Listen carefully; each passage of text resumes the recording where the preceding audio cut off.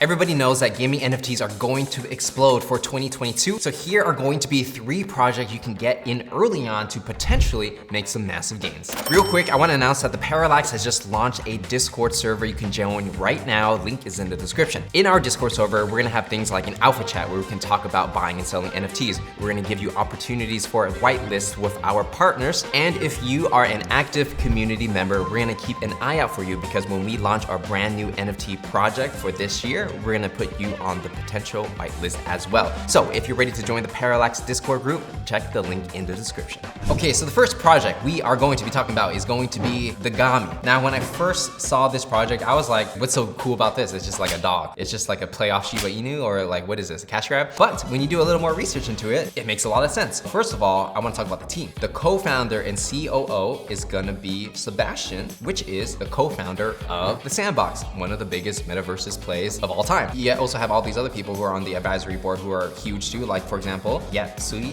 who's the chairman and board of Animoca Brands, which is one of the largest funds when it comes to investing in NFTs. These are like billion-dollar companies that are putting this stuff together. Why this is significant is because if you think about GameFi, or you think about like the metaverse, we've seen with Artifact Studios that recently sold to Nike, they created space pods where it's kind of like your apartment or your space pod where you hang out with your friends in the metaverse. And if you think about it, doesn't it make sense to have a pet in your metaverse house? That's just a natural progression. Just like I have 2 cats in my house, why not have a Dagami in my metaverse house? They're really playing off the idea that it's just human nature to want to have these kind of pets, and if you can do it in a virtual world, actually it's kind of cool. The art is pretty good. It's gonna be 300 different breeds of different traits. They're gonna have like different purities, most likely, different rankings, different rarities for these, as you can put these puppies into augmented reality, meaning like on your phone and stuff, you can put them in the real world, and there's gonna be a token. And what I appreciate from a technology perspective, it's gonna be low gas. They're probably gonna build it on a layer 2 or find some way to like take out the expensive Ethereum gas fees that everybody hates. So let's take a look at the timeline. First of all, they're gonna raise money, Q4 2021, meet the community. So all this is out already. I believe they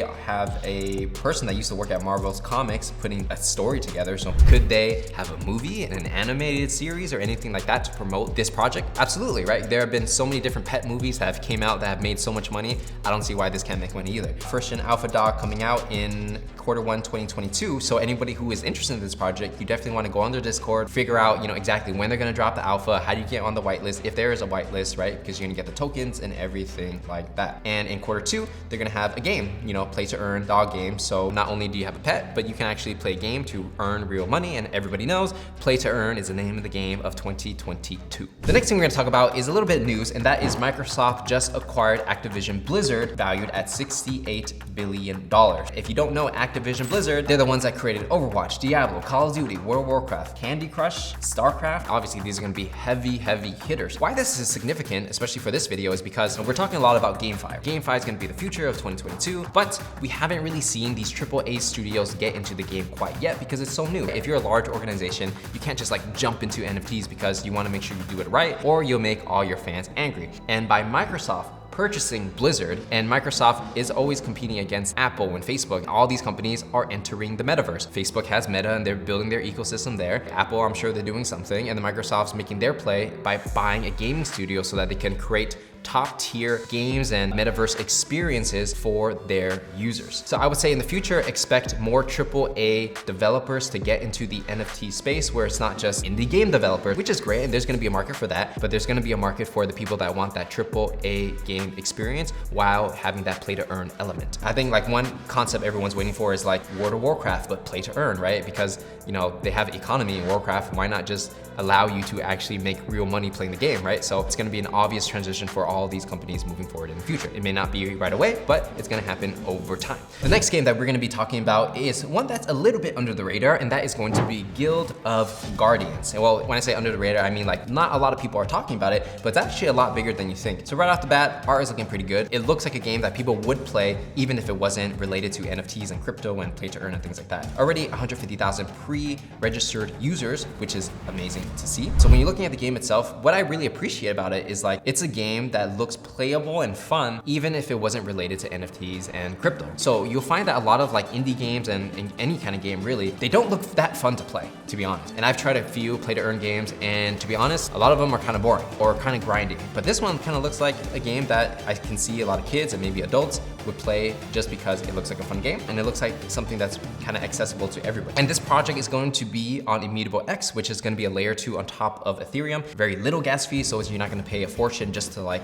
buy an NFT, right? And it is definitely one of the better games on Immutable X. So there's like Gods Unchained, Guilds of Guardian, and then when you scroll down, everything else is like kind of not that great. Like, what is this, Nifty Nuggets? You know, it's one of the better games for sure on this platform. And if we look on Token Trove, which is kind of like OpenSea but for Immutable X, we can see that the NFTs are definitely increasing in price. For example, let's just say we go into rarity, let's go to a legendary one. I'm just like picking a random one. If you look over time, this game over the past month, this particular NFT was worth 0.2.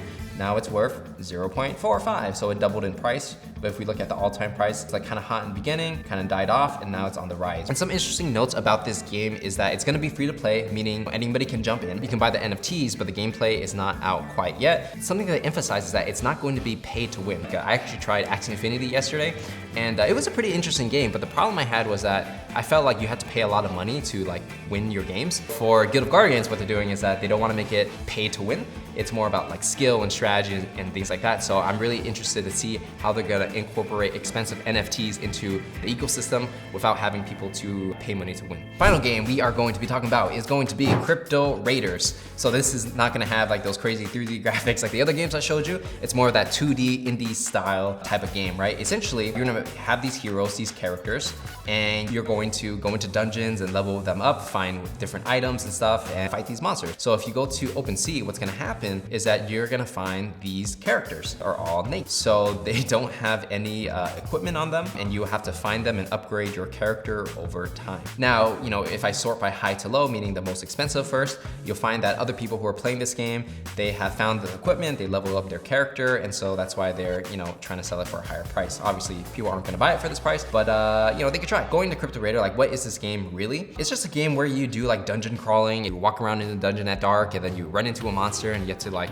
fight each other. And I think it's more like a turn-based style, like RPG, where it's more strategy and statistics, not necessarily like a lot of like real-time action. There definitely is a market for those kind of things, kind of like Monster Hunter or like Pokemon, Digimon, like those kind of type of gameplay. In general, they're still building this game out. They're still like doing the lore, doing like the different monsters that you can fight and all the, you know, descriptions to it. And there's gonna be, I guess on the website, there's like a book where you can have, you know, I guess more lore of the game, right? So the way I think about it is like a play-to-earn game, more of like an indie style, 2D style. There definitely are niche communities that really like this game, and if they really nail down the DeFi elements, just like how DeFi Kingdoms already did, and that game like completely blew up, and it's like similar graphics, right? Don't be turned off by just graphics by itself, because you know, sometimes when you have low resolution graphics and like it's like 2D pixels, it's a lot easier to ship the game, put it out, and get people to try it versus like crazy 3D graphics, which take a long time to create. You never want to underestimate something based on the graphics. Focus more on the gameplay, the game loops, what will get people hooked on it, and their play-to-earn economic model. So that's definitely a game that I would check out if you are into GameFi.